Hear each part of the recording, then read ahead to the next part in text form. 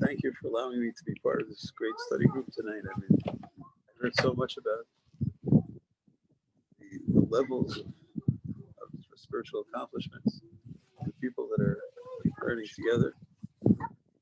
David is one of my great teachers, and he repeats many of the, I'm laughing. Yeah, okay, good. He repeats many of the teachings, and I want to give you the deepest brachot. It's the first time I'm in their home. I mean, I've been Yerushalayim many times, but here, Hashem should open all gateways of brachot for you, Daniela, and only sweet blessings, good health, and happiness. And, only Sarot Tovot. Should be able to celebrate together tonight the end of COVID-19. Okay, Mike, he's on. We're gonna have to tell her to mute. Bubby. It's okay, leave her alone. Let her watch. No, let her talk. It's more interesting. It's more interesting. More Okay, interesting what I Bubby. have to say, right? Okay. Oh my God, are you sure? Yes, You should follow Daniela. Daniela would say mute. Okay, but Daniela's not here, so Okay, bro, for sure. I want to give my humble bracha to everyone, and you should all have the highest level of Birkat Hashem. Kol Maaseh Yedechem, Kol Asher Tifnu Taskilu V'Tatzlichu, Ma'od Ma'od. Shalom, shalom. Yitzhak Meir, Shalom. the greatest. Hi. What you feel comfortable with. So,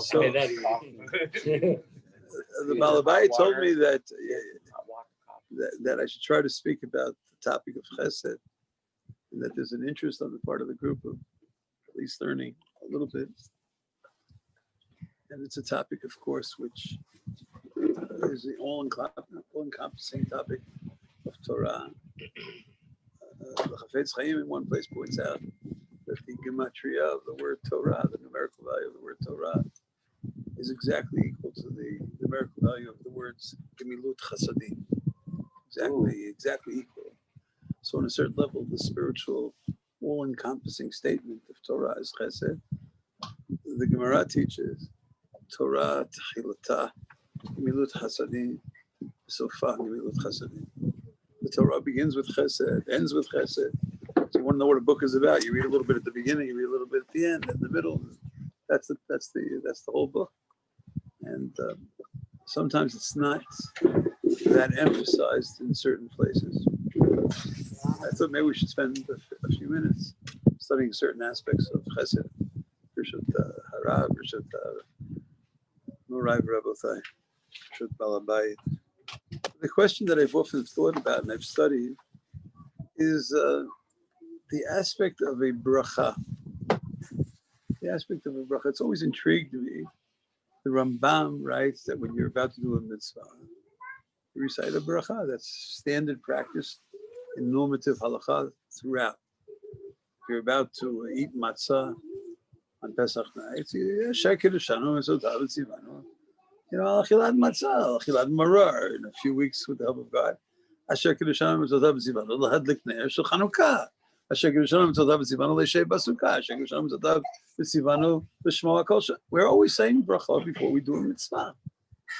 And yet, the category of commandments, almost without exception, all of the categories of commandments between people and other people, there's no formal bracha. If you're about to visit someone who's not feeling well, may everyone feel well, may the mitzvah become obsolete. But in the past, when people didn't feel, you're going to visit someone who used to be sick. So before you move, when go into the room, you should say a bracha. Asher Kedushanim Mitzvotav B'Tzivanu Al Bikur Choli. No such bracha exists in the entire literature. You're going to a funeral. You're burying someone. When there used to be death in the world, may God remove it tonight. And then when the people used to die. So you go to a funeral. Asher Kedushanim Mitzvotav B'Tzivanu Al Kurat Haveh. No such bracha. You're going to comfort mourners when there used to be mourners. Doesn't exist. This really bothers me for a long time. And even mitzvot, charity, you're about to give tzedakah. So you put your hand here. Okay, al mitzvah tzedakah. No, there's no such bracha. It doesn't exist. You're going to, let's say your mother asks you, honor to be with anyone's mother, connected directly or indirectly from wherever they are. Hashem should bless you. Amen. Let's say your mother asks you to get a drink for her, or to go shopping for her, to drive us somewhere. Biblical command. everybody knows that Kibbut Avayim is the. So Asher Kedushan, it should be Baruch Atah Hashem. I'm about to go shopping. I'm about to Baruch Atah Hashem Elokeinu Melech Haolam. Asher Kedushan Mitzvotav Tzivanu Al Kibbut Avayim. No such bracha.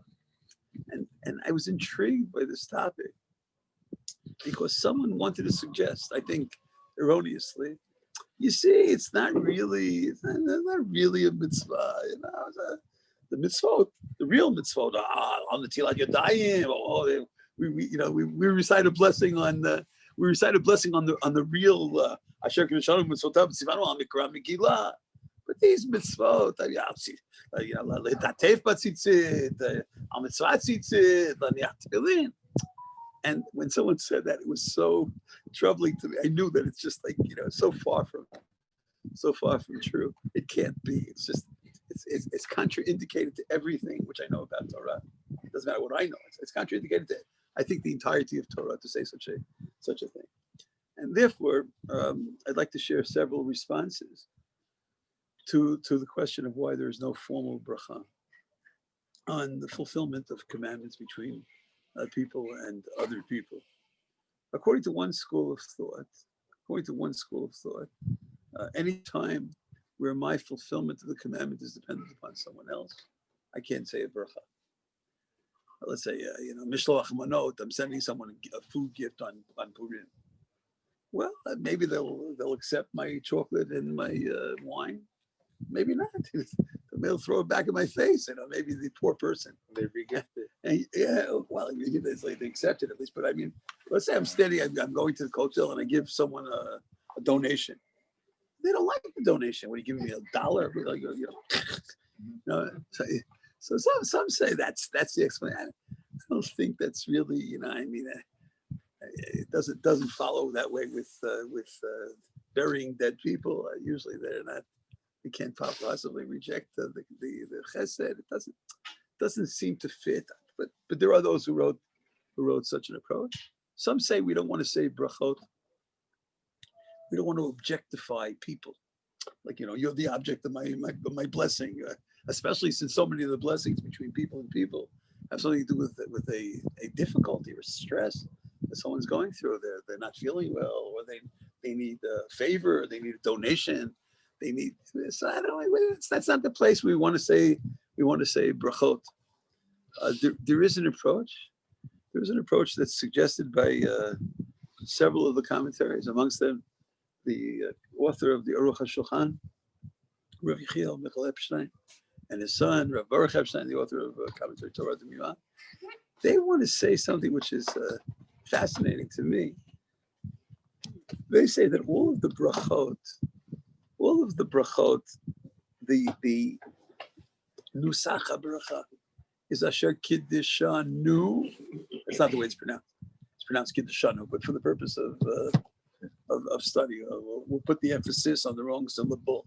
But Asher Kiddishanu, mitzvotav tzivanu. God sanctified us and commanded us. So he says all the brachot that we make in that area are all commandments which are uniquely Jewish and which are exclusively to be followed, that need to be followed, that are legislated to be followed by the Jewish people. We have a mezuzah on the door. We're not. I mean, it's a beautiful thing to have. We don't want our prayer, our longing, our quest is not that the whole world should have parchments of God's Torah. Mezuzot beitecha beitecha sharecha. You put it on your. So Asher Kedushan mitzvotav b'tzivanu. Look, mezuzah Kedushan b'tzivanu. What's if you're about to fulfill, you're about to sit in a sukkah. We don't dream of the whole world sitting in a sukkah. Go. If you could have your dream come true tonight, what would you? Oh, we're sitting in a sukkah. I wish all 7.5 billion people on earth would sit. That's not what the Jewish people teach. That's not a teaching. So he says, but in almost all of the commandments between people and other people, it's not just Kiddishanu and Tzivanu. It's not just we sanctified us and commanded us. We want the whole world to be involved in it. And by saying that the Nusach HaBaracha, the level of the blessing sanctified us, commanded us. That would be very, very limiting. In fact, some of the sources for some of the greatest in the Torah section of this week, one of our great Rebbes for Kibbutz Aveh is a man named Esav. I mean, it's an unlikely Rebbe. Rebbe Esav teaches us all about honoring Father. Rabbi Shimon ben Gamliel says in the Midrash in more than one place, one of the most outstanding of the Tanaim, from the line of the Nisiim, of the heads of the community. Rabbi Shimon ben Gamliel says, my whole life I've been trying so hard to honor my father. And he says, there's no one that I know that honors a father as much as I do. But Esav far surpassed me in his honoring his father. One place he says, I didn't even reach 1/100th of the level of Esav. You know, that's a very surprising teaching, Esav. And he's speaking about how he would get dressed with the royal regal garments, you know, to serve his father. And even in the Talmud, this is an unusual passage because I've had the privilege of studying under the tutelage of great people. I mean, whenever they're discussing topics which are important in Torah, it's very, very rare that a rabbi would say, okay, why don't you go study the activities of that idol worshiper? You know, you want to learn about charity? Let's study about Mother Teresa. You know, why don't you go out and speak to her, and she'll bring her in for a shiur in your shul. You know, I mean, it's not the way most rabbis speak. In the Gemara, it says about two different rabbis, Ula and Rabbi Eliezer. They said to them, you know, can you tell us something about honoring parents? Oh, you want to learn about honoring parents? Go. There's a man named Dama ben Netina, Oved Kochavim Echad, Ashkelon. Oved Kochavim, Oved, and I not just non-Jewish, an idol worship. Go find that. There's an idol worshiper there in Ashkelon. He knows about this topic. He's an expert in Kippur Av, and they have all kinds of stories. The most famous one is about with the stone and his father sleeping. Right? No, I don't know it. You do know it, but just already know that you know. I don't know. Okay, I don't know. The rabbis come from the period of the Beit HaMikdash, and they needed a special stone, one of the stones of the breastplate of the yeah. And he was the only one who had such a thing, and they were willing to pay hundreds of thousands for it. His father was sleeping, and his father's foot was on the safe. Maybe his father wasn't feeling well. He said, I'm not waking up now. Now many fathers would be very angry at his son. What? We could have made $650,000. They didn't wake me up. Wake me up 25. But he was ill, and that's according to certain invitation. He didn't want to disturb his father, and there's a whole story in the Talmud that the next year he was blessed with a red heifer, which is priceless in the Jewish community. For not waking up his father. Yeah, right. They said, we'll pay you anything. He said, no, just the money I lost last year in the deal. And in the Talmud, that's in the Bible, in Yerushalmi, it says something like his mother. I don't know, maybe she. Shem should bless all the mothers in the world. I mean, everyone should be mentally sound, but it says that she was hitting him. She took off his shoe. She took off her shoe. She started hitting this man, Dama ben Netina. No, that would be good. No, it's an unrelated story. Yeah, right. Unrelated. That's beautiful. I wonder if we could put the two together. Like a crazy person, because he made back the money anyway. So it wasn't. No, but the father maybe like. That's a very beautiful. No commentary. Yeah, beautiful. I mean, beautiful. So the way it's usually learned is that she wasn't so mentally sound. And she's taking a shoe and publicly hitting Dama Benetina. And, as it happens sometimes if you're holding something, it slipped out of her hand. So he bends over to get the shoe and he hands it back to her, so she should be able to continue in her. It's like a cartoon. Yeah, something like that. So says Rav Epstein, if we say Asher Kiddushanu V'tzivanu, that's very limiting. We don't want Kibbutz of Aim. We don't want Kibbutz of Aim to be only. It doesn't bother me. I mean, I don't know. Maybe it doesn't bother me. It's beautiful.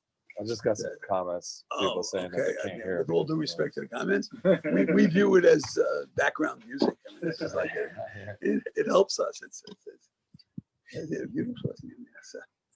One of the prophecies of Zechariah, the children would be playing in the streets. Really, that's what it said. So he says we don't want to kiddishanu and sivanu. We don't want to be the only ones in the world giving charity. We don't want to be the only ones in the world who are helping people. We want everybody to help you. We want the whole world. So he says the bracha of asher kiddishanu and sivanu would be too limiting, and therefore they did away with it. But there's there are those who want to say that maybe kiddishanu. What's so holy about eating a matzah cracker on Pesach night? Well, there's something inherently holy about you take a matzah bread, a matzah cracker, and you eat it. I mean, it's holy because God infused holiness into this. You're eating horseradish, you're eating romaine lettuce.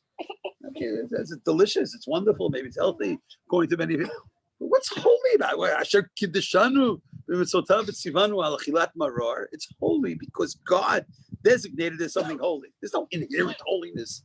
What's inherently holy about listening to some kind of ram's horn? We listen to all kinds of musical instruments. The kiddishanu, the aspect of sanctification is because God commanded us to do it.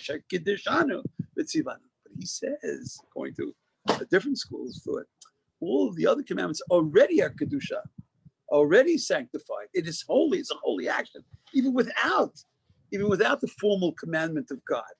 Even without the formal commandment of God, maybe intuitively, maybe in the deepest part of our spiritual consciousness, we should understand that these are noble activities and we should be involved in them.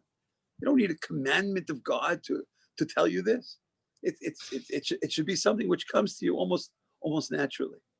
But the answer that I enjoyed reading was the answer of one of the Hasidic Rebbe's, Rav Tzvi Elimelech of Dinah, and he says as follows. He says, by not saying a bracha on commandments between people and other people, what you're really doing is demonstrating the need for immediacy in carrying out commandments to other people. Now, he understood that it doesn't take 2 hours to say a bracha, right? Everybody knows. You know, how long is a bracha? It's a few seconds. But the concept, the idea, the message of not saying a bracha means just do it already. Don't start with l'shem yichud, hiridi muchanu mezuman, baruch atah Hashem. Just carry it out because there's someone waiting. There's someone in need of that which you're about to do. If I'm about to affix a mezuzah on the door, I mean, yeah, we're supposed to do it as soon as possible. But what's the difference if I do it now or do it in 3 minutes from now? Maybe okay. I mean, the doorpost will be 3 minutes. The doorpost will be 3 minutes without a mezuzah. But there's no urgency. The Chafetz Chaim writes, and I think which is one of the greatest textbooks I've ever seen on Chesed. It's called Ahavat Chesed. I think it's a must read for anybody interested or any group that's interested in studying Chesed. He wrote a book. It's not as popular as his other books. Chafetz Chaim Shirat HaLashon, have been studied and are studied still all over the world. Of course, Mishnah Berurah is studied all over the world, but Ahavat Chesed has not yet gotten to that level of popularity. There's a rabbi in Yerushalayim, his name is Rav Zicherman. He wrote a beautiful commentary on Ahavat Chesed. In Ahavat Chesed, Rav Yisrael Meir Cohen Kagan, the Chafetz Chaim writes that if you study the sections of the Torah dealing with Chesed, dealing with Achnasat Orchim, dealing with the concepts that we're trying to speak about, there's a very strong emphasis over and over again. I mean, I'll give you an example from like one section of the Torah, but there are examples from all the sections of the Torah. He says, let's say the most famous story in the Torah about hospitality, which is one of the forms of Chesed. No mitzvot. There's no bracha on Achnasat Orchim. What are the most basic teachings? Thank you for the Achnasat Orchim. Thank you for letting us speak here. But there's no bracha. You're about to open the door and a guest is about to come in. There's no baruch atah Hashem. There's no such blessing. It says the Chafetz Chaim. If you read about Avraham Avinu, who's the paradigm, the model, the teacher. So there are many references in that story for him running. He's running. A lot of running in the story. It says when he sees them, when he sees the three guests, Vayaratz Lakrata. I mean, that itself is very impressive. He's an elderly person. He's just went through some kind of procedure a few days after his circumcision. Vayaratz Lakrata. And then it says, Vayimaher Abraham. Vayimaher. This is all in Avat Chesed. Vayimaher Abraham. Abraham hurries into the tent to Sarah. Vayomer, and he says to her, Mari, slow your way. Hurry up! What hurry up? Take it easy. Right? Could you please get some cookies, some cake for the guests? Mari, shloshtim, kemach solet. Be'el habakar, Ratz Avraham. Be'el habakar. He dashed. He ran to slaughter the animals. Vayitenel hanar, vayimaher la'asot oto. He hurries. What's all this hurry? And his great student. This is what the daughter-in-law. The daughter-in-law also. We just read last Shabbat that Rivka, when she's involved in being hospitable, also there's an emphasis in the story of hurrying. It says as follows: he comes to her and he says, "Can I have something to drink?" And have a little sip, and she gives him to drink. This whole discussion about how she gives much more than she's asked for. That was the test. It's not like, "Can I please have something to drink?" and she gives us something to drink. It's, "Can I have a little sip of water?" and she gives him endless water, limitless water, and nobody spoke about camels, and she offers to feed all the camels, etc. That's Rivka Chesed, goes beyond what you're asked, which is I think a great yesod, a great foundational teaching in Chesed, that the person who gives that which they're asked is a Baal Chesed, a Baalat Chesed, but they're not on the level of our mother, Rivka. Rivka means go beyond what you're asked. When somebody asks you a favor, is that really that's all they need? Somebody says, "Can you help me with A?" and you help them with A. Tremendous. But you sure they don't need B as well? Maybe they need C as well. Maybe they didn't say it. Maybe they're embarrassed to say it. So by Rivka also it says, "Vatomer shtei Adoni, v'temaher." She quickly prepares the water, and then again, v'temaher. She hurries. V'taratz od el habe'er l'shov. She runs. She hurries. What's all that? So Chafetz Chaim says, this is a teaching in Chesed, teaching in Chesed, teaching in all mitzvot. Sheben adam l'chaviro. As somebody calls you up and says, my heart is broken. Could you please talk to me? You say, well, I think you call me back on Thursday afternoon at 2:30. I have. Thursday, my heart's broken now. I have to talk to you. I'm sorry. No, yeah, the immediacy, the hurry, my wife Henny used to teach this teaching all the time about, I think it was Rav Chaim Ozer, if I'm not mistaken.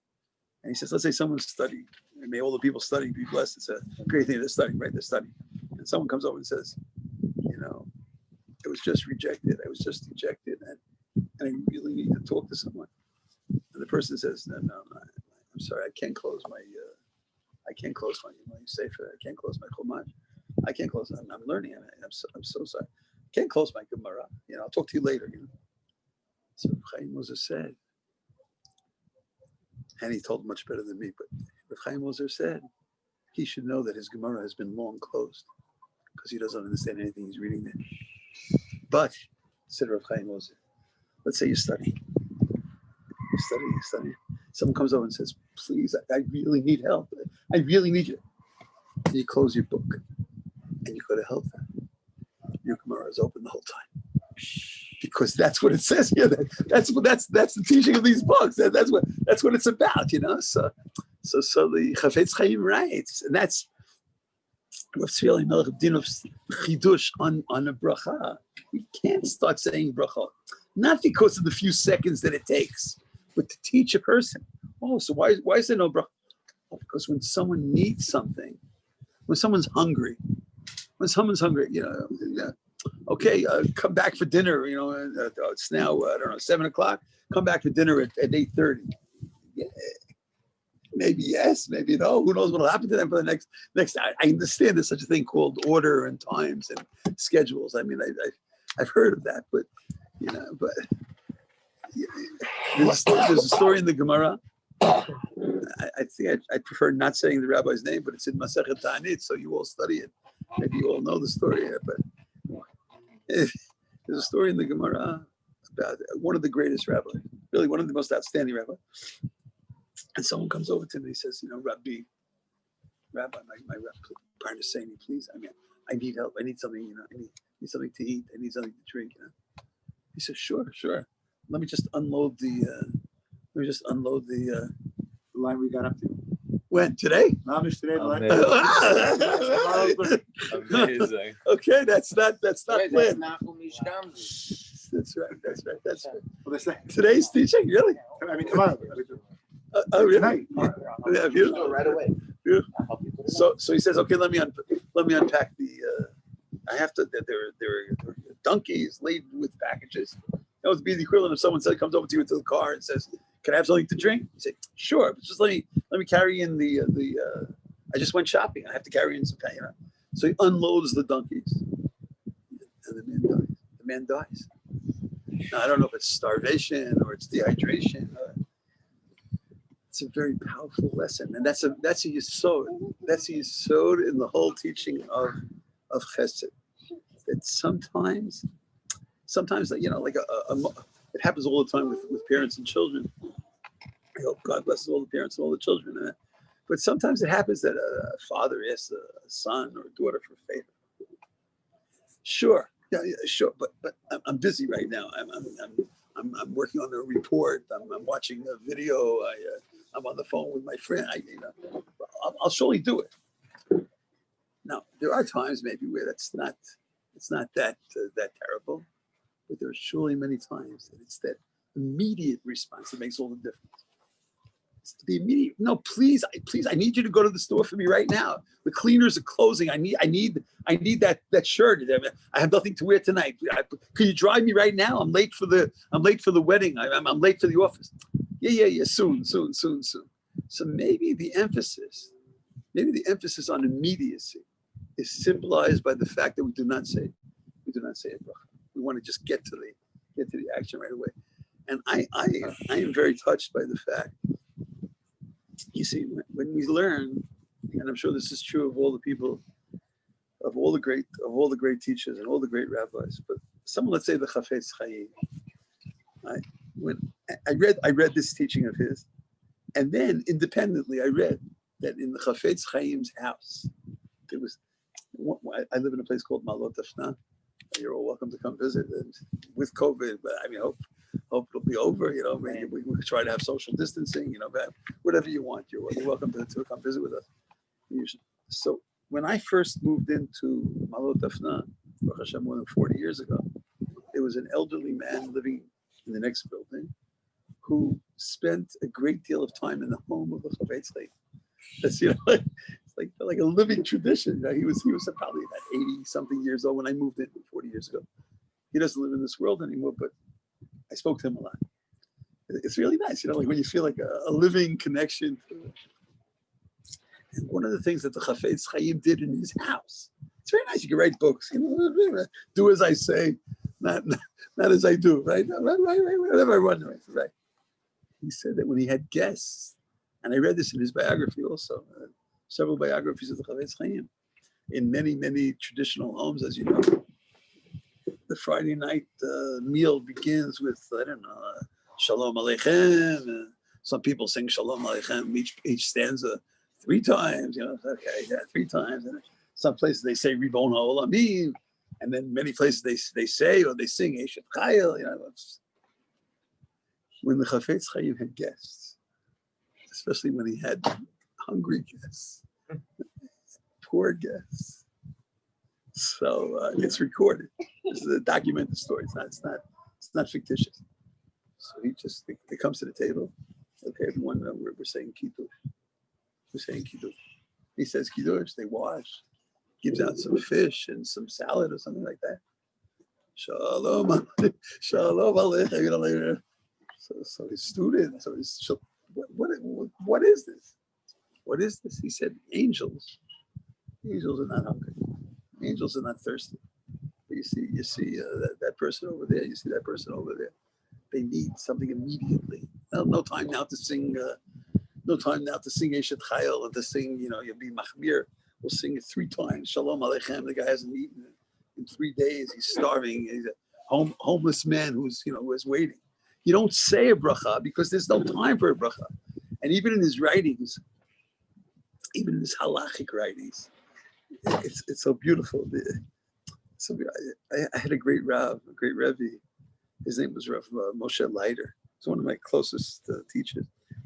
And he used to teach us that when you learn, you're not supposed to only learn the statement, but you're supposed to learn and examine the person who's teaching it. Most of the people I studied with in my life did not learn that way. In other words, let's say many places, the way they learn is, Amar Rabba Bar Chana, Amar Rabbi Yochanan, and it's very nice. It says it. I mean, maybe it's giving credit where credit is due, and they don't, not make sure there's no plagiarism. They say the name. So one page where you have like five names: Amar Rabbi Aleph, and the name of Rabbi Beis, the name of Rabbi Gimel, the name of Rabbi. Most people, it's insignificant. It's insignificant. Let's get to the teaching. Rabbi Leiter taught us. Others have said it, but I learned it mostly from him. Rabbi Leiter taught us that the real way to learn is to learn who is the teacher. Rav and Shmuel are not the same people. Rabbi Yehuda and Rabbi Meir, they're not the same. Reish Lakish and Rabbi Yochanan are not the same person.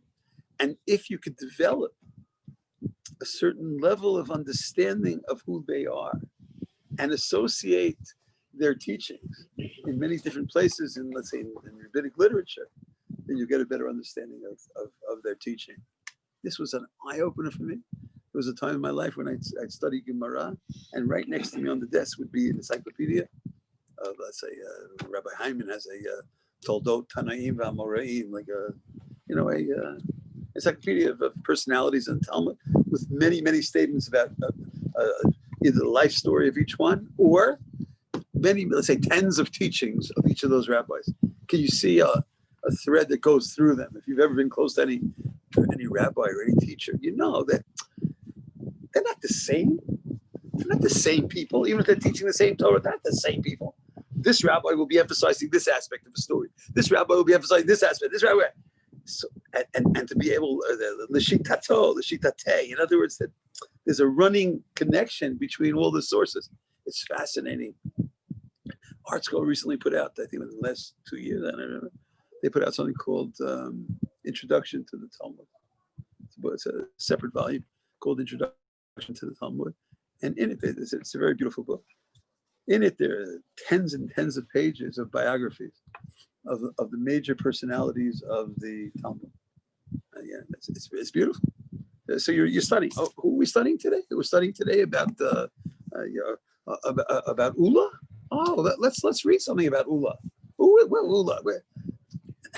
So when I was learning, I remember we're learning the laws of Sukkah. Learning the laws of Sukkah.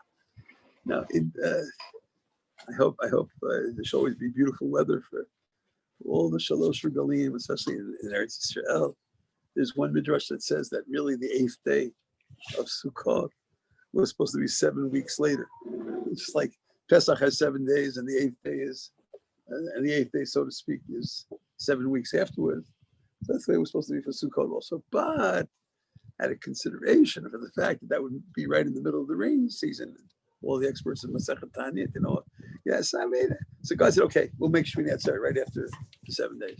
The Gemara discusses what happens if it rains the first night of Sukkot. It rains the first night of Sukkot. The Mishnah discusses, the Gemara discusses is a source of rejection, like we're trying to sit in the Sukkah, and God opens the sprinkler, and so there's a discussion in halacha in the Shulchan Aruch and in the Mishnah Berurah about that's the first night of Sukkot. Generally, if it's raining, so you go inside, you eat. That's all. It's black and white almost. But the first night is an obligation to eat, a certain amount of bread in the sukkah. Chamisha Asar, the 15th of Tishrei corresponds to the 15th of Nisan, and there's a so he says, how long should you wait? And he quotes all the different opinions: a half hour, an hour, and the rain is going to let up. He quotes an opinion that you have to wait till midnight. You know what that is? You come home from, don't let's not start. Well, maybe soon the rain will stop. And then he writes on the bottom in the shower, I see you a note. Whatever I've said in halacha. But if you have guests in your sukkah who are hungry, don't pay attention to any of these things. They need the food. What are you're starting out with chumrot? No, it's only 10 o'clock. We'll wait another 2 hours. Maybe the rain will stop. And I saw the Radak. Generally, the Radak is well known. Rav David Kimchi, maybe 13th century. I'm not sure that. One of the greatest commentaries on Tanakh. His commentary is generally published in the Nevi'im and the Ketuvim. Nevi'im and Nach. On the Chumash, almost all editions of the Mikrot Gedol do not have the commentary of the Radak, but it's been published. It's been published. It's available as a separate book. I saw in the Radak something which I never saw before. He says that Lot, the story of Lot also, Chesed and imitation of Abraham, and of course we have criticism of certain aspects of it, but we're looking at the good, not the bad. So he says that it says in the story that Lot baked matzot for his guests. It says that explicitly in the text. Matzot afa vayochel. So there are rabbinic teachings in the Midrash, and why matzot? Why matzot? Oh, matzot. Rashi quotes Pesach Hayah. Pesach Hayah was like that. There's one tradition that Yitzchak was born the next year on Pesach. Pesach Hayah. Whatever Pesach means. I mean, they never went to Egypt yet. Whatever Pesach means.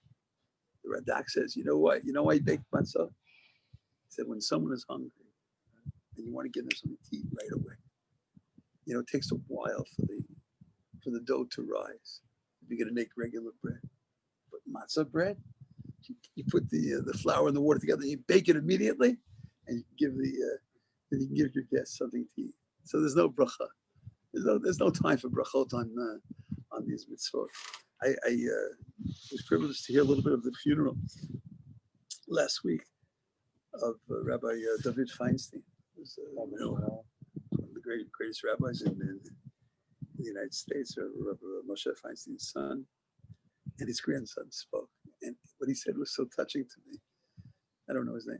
His grandson said, my grandfather, meaning Rav David, he was always busy teaching and learning, and he was well sought out, rabbinic decisor, and people called him all kinds of questions and halacha, and he gave shiurim in Tiferet Yerushalayim, if you know where that is, in the Lower East Side of Manhattan. And he said, I once called him up, and I had a little splinter. He described the funeral. So the splinter was like, not life-threatening, not causing infection, just uncomfortable. He said, my grandfather stopped everything he's doing. Left all the phone calls, left the whole yeshiva, came driving down to me, because my grandfather knew how to take out splinters. So he came to my house. He came to my house to take out the splinter from his grandson's foot. Is he the only one in the world who knows how to take out splinters? Other people know how to take splinters. Because he said, okay, listen, I finished my seder. I'll come over, 2 o'clock, after at the lunch break. No, he just stopped everything he did. And he was coming over to take out a splinter from his grandson's foot. And I think that's the difference sometimes between a level of someone who has this area of sensitivity of no bracha being recited. We love brachot. And it is not true, the ones who wanted to posit that the second-rate commandments, therefore there's no blessing. No, the opposite. These are such significant These are such significant fulfillments of great commandments that it has to be done with alacrity. It has to be done immediately, and it has to be done with great sensitivity, and without pausing. When my children, Bezrat Hashem, I heard this morning, there were a few thousand people at the hotel. Thank God, it was the first time in a long time, a few thousand people. In our family, the custom is if we're going to the hotel, prepare. There are many people at the hotel asking for donations. I hope not. I hope that everyone is ready. I'm talking about the past.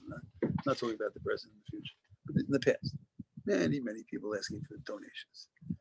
So you could take out a 200 shekel note and say, "Can I have 180 shekel change, or God forbid, like 199 shekel change, and torture the person."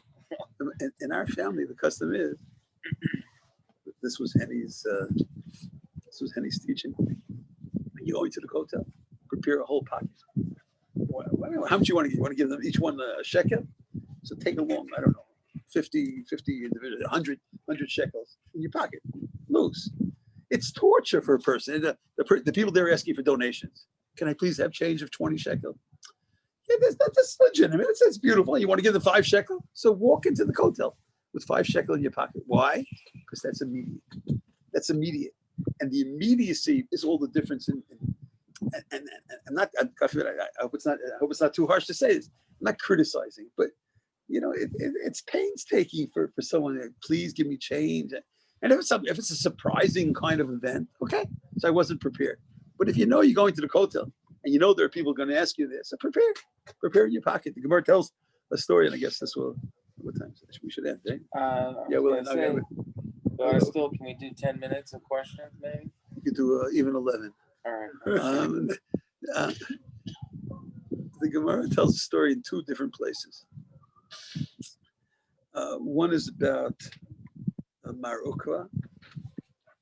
That's in Masechet Ketuvot, and one is in your Masechet. Tell me that also today. Abba Chilkiah and Rebbe Chilkiah, and in both stories,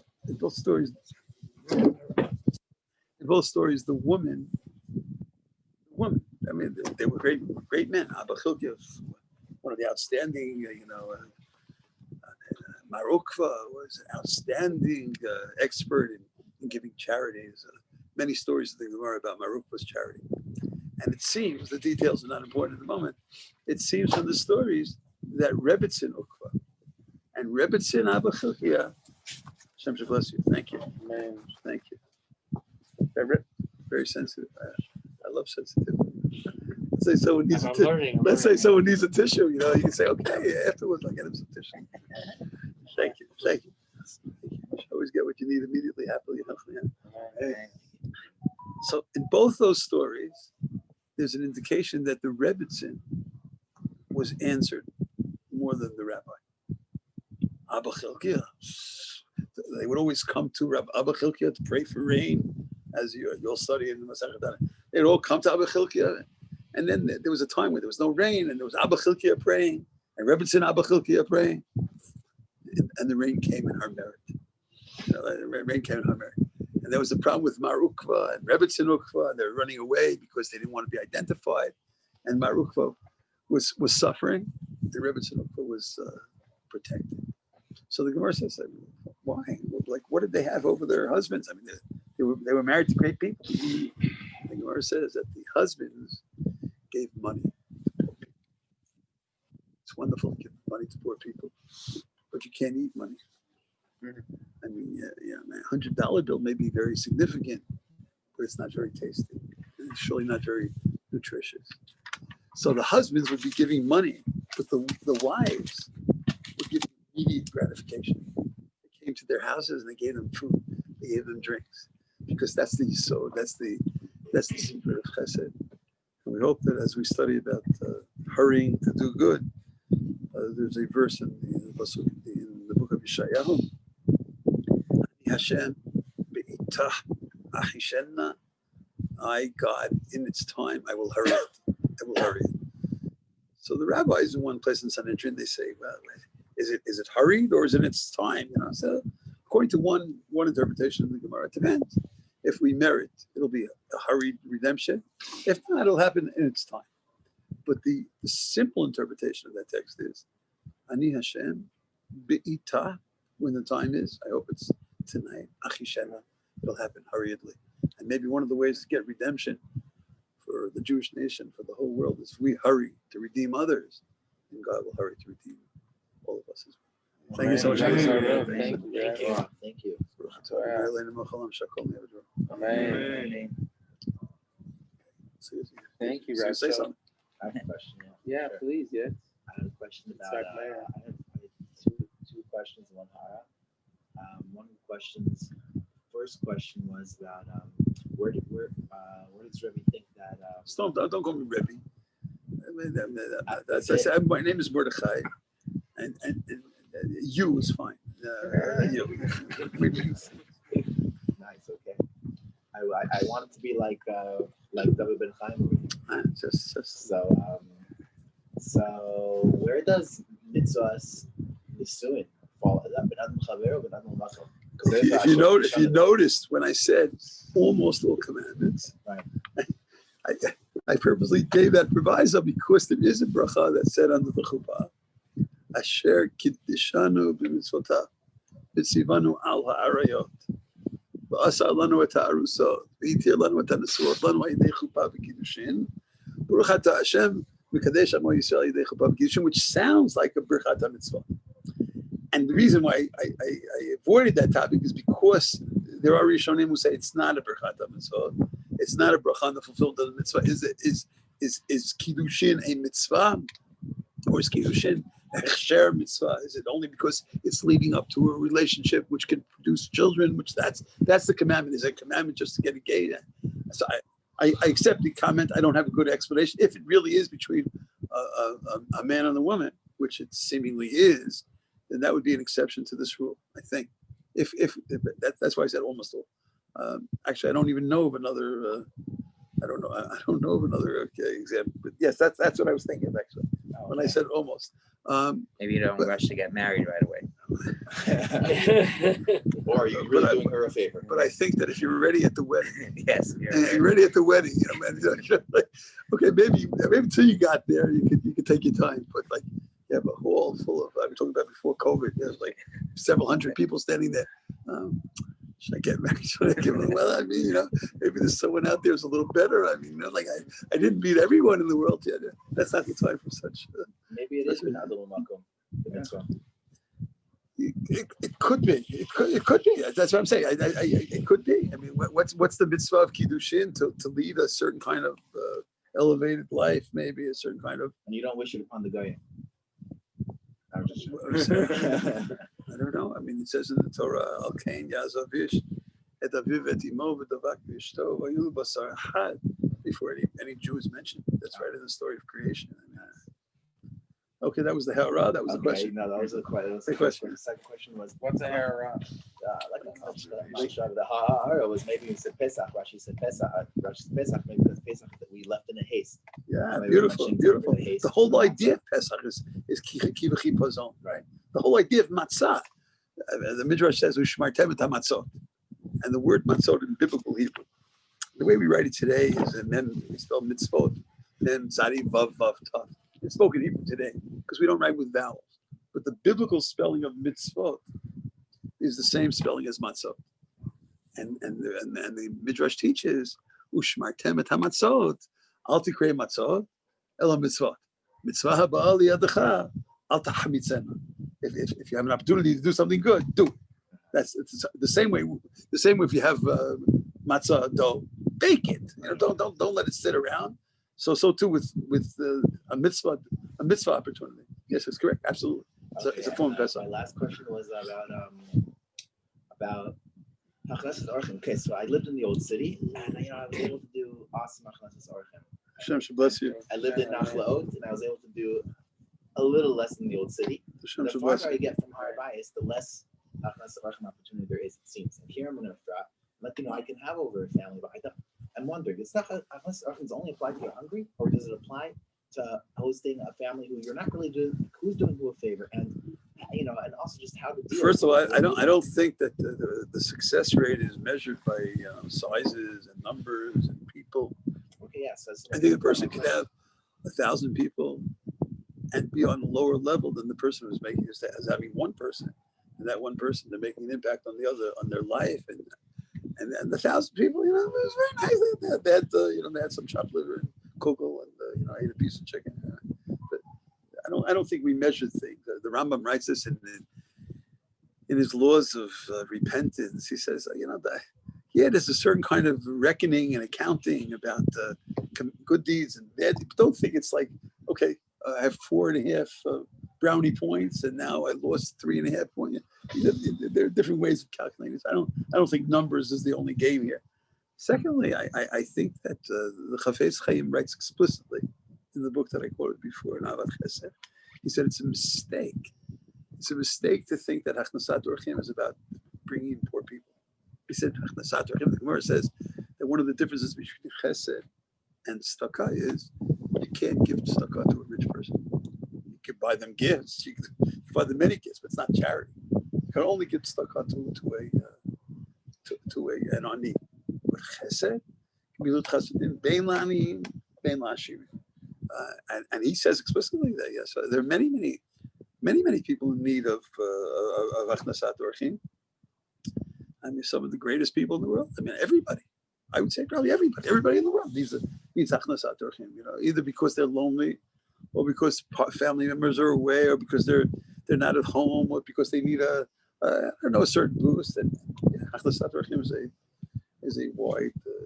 And there is a teaching that maybe if you limit your house to poor people, that poor people won't feel comfortable in your house. It says in Pirkei Avot, Yehi beitcha patuach l'revacha, v'yu aniyim b'nei beitecha. So I think it's in the Yalkut Me'am, the ways that I studied. I mean, your house should be wide open, and then poor people should become part of your house, right? So what I always thought it meant to open it wide, and the poor people feel comfortable coming in, right? He says no. He says open your house wide to everybody. So here's a millionaire, and here's a billionaire, and here's a homeless man, and here's a person who sleeps in the park, and here's a person who doesn't have a penny in his pocket. And if you open your house, patuach l'revacha, then they'll feel comfortable because nobody will be able to identify. Oh, you know why he's here? Because that's the house of the poor, and everybody that comes to that house, they're all paupers. But if it's all wide open, nobody knows anybody. Nobody knows anything. So I guess and I'm sure there are opportunities in Efrat as well. I was once trying to teach in New York somewhere. I was teaching high school. I was teaching something about charity, something like that. So on Parent Teachers Night, this woman came over to me. I remember the name of the community, but I won't say it out of respect. She said, "You're teaching my daughter." This was in Central Yeshiva High School, Yeshiva University. She said, "You're teaching something which is totally irrelevant to her life." You can criticize a lot of things I said, totally irrelevant. I said, we live in a very affluent community. We don't like, what are you teaching her about? Like, first I wanted to tell her, well, if you live in an affluent community, maybe you should be able to, bring in. I said, oh, there's nobody lonely in your community? There are no widows in your community? There are no widowers in your community? Oh, nobody's divorced in your community? Well, nobody. So it's for everyone. There's always an opportunity. And I think it says about Avraham Avinu, he picked up his eyes and he saw 3 people. So I mean, probably if anyone picks up their eyes, they'll see 3 people. There are always 3 people hanging around there somewhere that need help. But you don't see it until you pick up your eyes and you look, and maybe you can see it. David, you want to say something? Thanks for coming. I'm so grateful. Also, did anybody pray out of eat if we want? I think we have exactly 10. I already got them. Cool. You have 6 that did not have it? I didn't have any. 6. It's like an ass. Yeah, please, Reb Donnie, please ask questions. I'm gonna just pull my kids upstairs because they're sleeping, but you do pray back. There's one amazing thing that just Jerome was talking. You are motivated. You You. when we were talking. We were talking. We were talking. I don't know if I got the math right. I just came across it. 50 days from Kamala Tishrei, it's the day that should be the 49th. It's Yom Chatimat Talmud, which is Red Kislev. And today happens to be the 40th day from the 8th to the 7th day. Beautiful. And then the question that I had was just practically, in our community here in Ghana, and with COVID, and it's like very hard. Like, not that there's a lot of need, but sometimes there's just like metach between, you're not supposed to have guests, the rules, the laws, this, that, and it feels that there's like, if there's like practical things that we should be doing. I don't have the answer. We go through the struggle every week. At the beginning of COVID, we only gave out packages at the door. And then as time went on, there were people really who had no place to go. They just really had no place to go. I told people what about the social distance. We don't care. Just let us at the house. I said, yeah, but maybe you don't care, but maybe other people care. We go through the struggle every week. We try our best. I do think that there's so much that can be done by phone. All the people that are alone, the people that are suffering loneliness.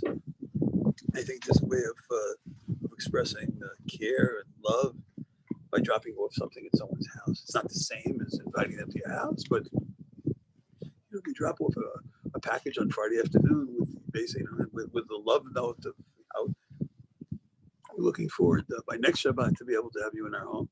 I think it's not the same, but so chashav la'asot mitzvah v'ne'enas v'lo asa'ah. So he wanted to do something good. They didn't do it. So they wanted to do it. So it says the equivalent. Rabbi Miller used to teach me. I had the privilege of studying for a long time, close association with Rabbi Avigdor Miller. He said as follows. He said, one of the opportunities that you have in prayer is you could accomplish so much more than you accomplish in real life. He said, because in real life, you're limited. How much could you do, right? But let's say, based on this Talmudic principle, that if you want to do something good, but it's not your fault. You couldn't do it. It's as if you did it.